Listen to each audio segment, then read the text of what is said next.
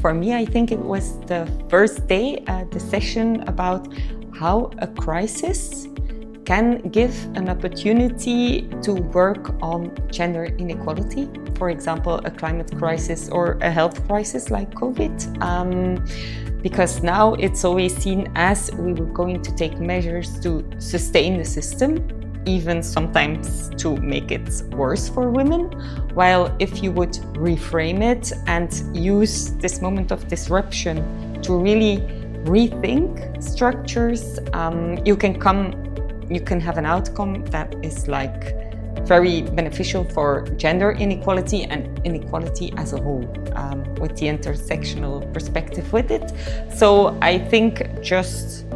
being aware of this, although in reality I think we have some steps to take, was the most eye-opening moment up till now. So actually I work in Belgium and I work with a lot of people from different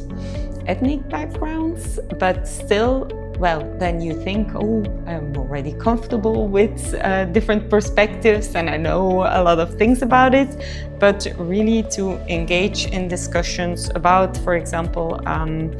sexual violence against women and queer people, and hearing these different angles and how people from different parts of the world look at these things